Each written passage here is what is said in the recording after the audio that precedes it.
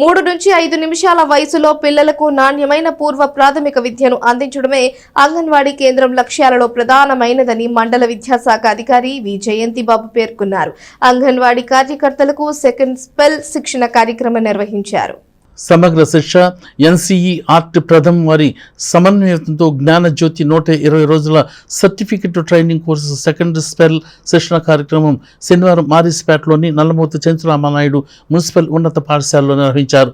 ఈ సందర్భంగా course director MEO వి జయంతిబాబు మాట్లాడుతూ 2 స్పెల్స్గా విభజించి ట్రైనింగ్ ఇస్తున్న నేపథ్యంలో మొదటి స్పెల్ 3 రోజులు పూర్తి చేసుకుని రెండవ స్పెల్లో మార్గదర్శక నిర్ణయాత్మక ఆటలు, మేధస్సు, భాష, సృజనాత్మకతతో పాటు సామాజిక భావోద్వేగ అభివృద్ధిని ఏ విధంగా పిల్లల్లో పెంపొందించాలనే విషయాలపై శిక్షణ ఇవ్వడం జరుగుతుందన్నారు. పిల్లల ప్రత్యేక సామర్థ్యాలు, అవసరాలకు తగిన కార్యాచరణను హైలైట్ చేయటమే ట్రైనింగ్ ముఖ్య ఉద్దేశం అని చెప్పారు. ఇందులో భాగంగానే పిల్లలకు రంగులు, ఆకారాలపై అవగాహన, వివిధ రకాల వస్తువుల మధ్య అంతరాలు తెలుసుకోవటం, పరిశీలన చేయటం, పర్యవేక్షణ, విశ్లేషణ చేసే సామర్థ్యాన్ని ఏ విధంగా పెంపొందింపజేయాలి అనే అంశాలపై అంగన్వాడీ కార్యకర్తలకు శిక్షణ ఇవ్వడం జరుగుతుందని సిడిపిఓ డాక్టర్ ఎం సునీత తెలియజేశారు. శిక్షణ కార్యక్రమానికి డిఆర్పీలుగా కె సౌజన్యశ్రీ, రామరాజు వ్యవహరించగా సిఆర్ఎంటీలు సిహెచ్ శ్రీదేవి, దీపాంజలి, అంగన్వాడీ కార్యకర్తలు పాల్గొన్నారు. ఈరోజు ఈ జ్ఞానజ్యోతి శిక్షణ కార్యక్రమం 4వ రోజు ప్రారంభించాం. సాల్ట్ వారి సహకారంతో ఈ శిక్షణ కార్యక్రమాన్ని ఈసీఈ ఇన్స్ట్రక్టర్స్కి నిర్వహించడం జరుగుతుంది. దీనిలో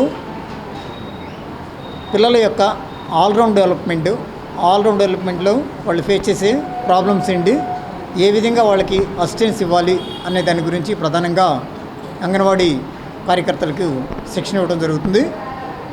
ఈ శిక్షణలో భాగంగా ఈరోజు మెయిన్ భాషాభివృద్ధికి, మేధో అభివృద్ధికి ఏ కార్యక్రమాలను చేపట్టాలనేది దీనికి సంబంధించినటువంటి ఫ్లాష్ కార్డ్స్ మెటీరియల్ డిస్ట్రిక్ట్ వాళ్ళు సప్లై చేశారు.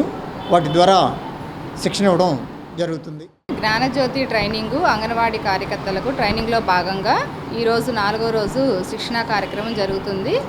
దీంట్లో సమగ్రాభివృద్ధి, హోలిస్టిక్ డెవలప్మెంటు అంటే పిల్లల్లో సమగ్రాభివృద్ధి ఎలా ఉంటుంది, టీఎల్ఎం అంటే టీచింగ్ లెర్నింగ్ మెటీరియల్ని ఎట్లా తయారు చేసుకోవాలి, అదేవిధంగా కమ్యూనిటీ పార్టిసిపేషన్ అంటే సమాజంలో ఉన్నటువంటి లబ్ధిదారులు, తల్లిదండ్రులు, పిల్లల తల్లిదండ్రుల్ని ఎలా భాగస్వామ్యం చేసుకోవాలి అనేది ఈరోజు కార్యక్రమం యొక్క ముఖ్య ఉద్దేశము. వీటన్నిటి గురించి కూడాను అంగన్వాడీ కార్యకర్తలతో వాళ్ళకి టీచింగ్ ద్వారా మరియు వాళ్ళతో మెటీరియల్ తయారు చేయించి వాళ్ళతోనే యాక్టివిటీస్ చేయించి వాళ్ళకి అవగాహన